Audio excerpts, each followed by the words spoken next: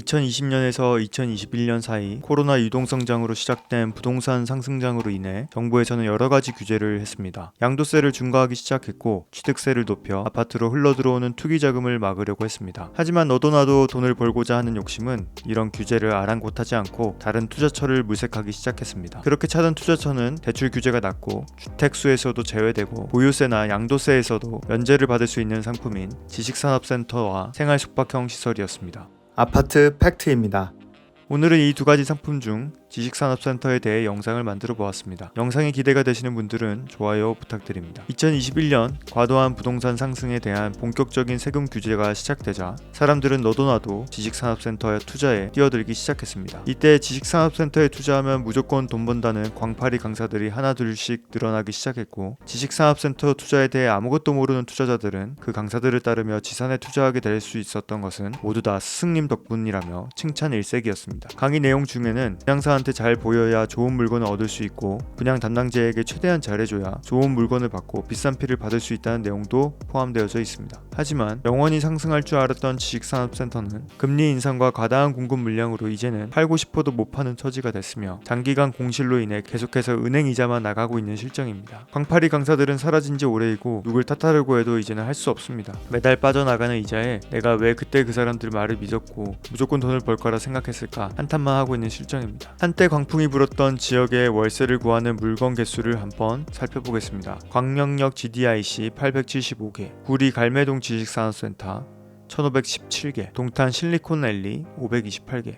이렇게 공실이 많은 건 한두 군데가 아닙니다. 2017년에 신규 등록된 지산은 76건, 2018년에는 98건, 19년에는 133건, 2020년에는 141건으로 폭발적인 지산 분양과 공급이 지속됐고, 그 결과 지금과 같은 대거 공실 사태를 만들어냈습니다. 실제로 지산에 방문해보면 공실이 정말 많은 걸 알 수 있었습니다. 그때 막 투자하던 사람들은 지산 투자에 두려웠던 사람들을 바보 취급했습니다. 야, 이거 당첨만 잘 되면 무조건 돈 벌어. 대출도 최대 90%까지 나와서 네 돈 들어갈 필요도 없고 금리도 낮아서 대출 레버리지만 땡겨서 피 받고 팔면 그냥 대박이라니까. 이런 말을 듣고 어디 쉽게 안 움직일 수 있는 사람이 있었을까요? 맞습니다. 많은 초보 투자자들은 남의 말만 믿고 황금빛 미래만 생각하며 지산 투자에 동참하기 시작했습니다. 영상을 보시는 분들 중에는 나도 지산을 사볼까 생각했던 사람들도 있을 테고, 저런 걸 왜 사? 라고 생각했던 사람들도 있을 겁니다. 하지만 내가 만약 여기에 투자했더라면 나는 어떻게 됐을까? 시뮬레이션 해보는 것은 앞으로 내 투자에도 큰 도움이 될 거라고 확신합니다. 그래서 아파트 팩트가 직접 한번 계산해봤습니다. 자, 그럼 내가 정말 지산을 2020년에 샀다고 가정하고 지금까지 들고 있었다면 내 손실은 얼마인지 한번 계산해보겠습니다. 여러분들도 같이 한번 잘 따라오시면서 계산해보시기 바랍니다. 우선 4억짜리 지산 물건이라고 하겠습니다. 우리는 일반 투자자이니까 대략 5천만원 정도 투자 자금이 있다고 가정합니다. 5천만원을 수중에 쥐고 있는 상태에서 너도나도 지산에 투자하면 무조건 돈을 번다는 말로 강의를 듣고 한 지역의 지산을 분양받았습니다. 이 지산의 입주일은 22년 6월입니다. 지산은 대출 규제도 없고 부유세, 양도세에 대한 규제도 거의 없다시피 해서 안심을 하고 투자했습니다.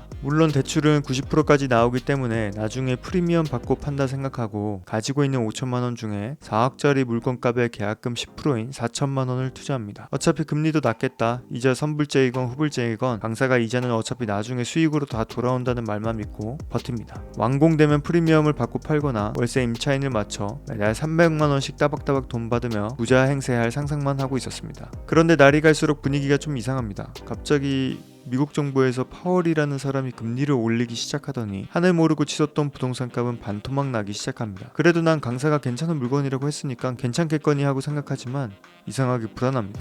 22년 6월부터 입주라 슬슬 부동산에 임차를 맞춰달라고 얘기했지만 연락 오는 사람은 하나도 없었습니다. 개미 새끼 하나 내 지산에는 안 옵니다. 22년 6월에는 계약금을 빼고 3억 6천만 원을 은행에 빌려 분양사에 잔금을 쳐야 합니다. 금리가 4%라고만 해도 연이자는 1,440만 원이고 월이자는 120만 원입니다. 한 달에 300을 버는데 절반 가까이를 은행 이자로 갖다 바쳐야 하는 꼴입니다. 22년 6월이니 결국 임차는 맞춰지지 않습니다. 아니 근데 관리실에서 연락이 옵니다. 관리비를 내라고요. 당연히 잔금을 치고 등기를 쳐서 소유주는 나로 됐으니까 공실이기에 기본적인 관리비를 내가 내야 합니다. 그게 20만원이라고 치면 이자 120만원과 합쳐서 140만원이 매달 나가는 겁니다.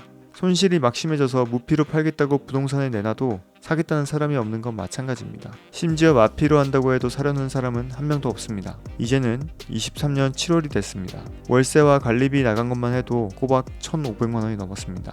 1년이 됐으니까요.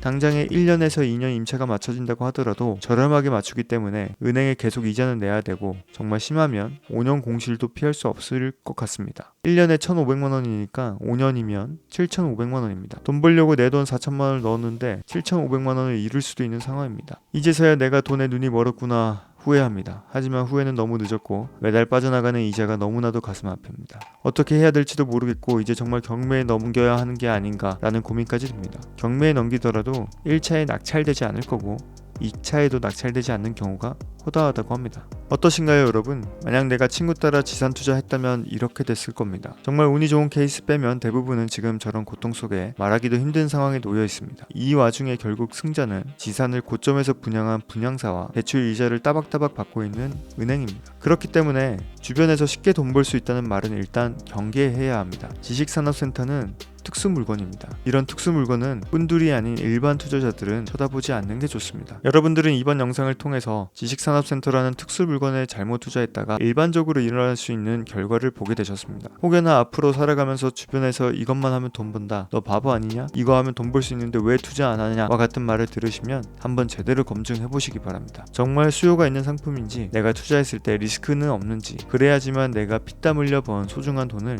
남으로부터 지켜낼 수 있습니다. 투자의 귀재인 워렌 버핏도 이런 이야기를 했습니다. 돈을 버는 것보다 더 중요한 것은 당신의 소중한 자산을 지키는 거라고요. 여러분들도 이 영상을 통해 내 자산을 지키는 눈을 가지게 되셨길 바랍니다. 그럼 여기서 영상 마치겠습니다. 감사합니다. 아파트 팩트였습니다.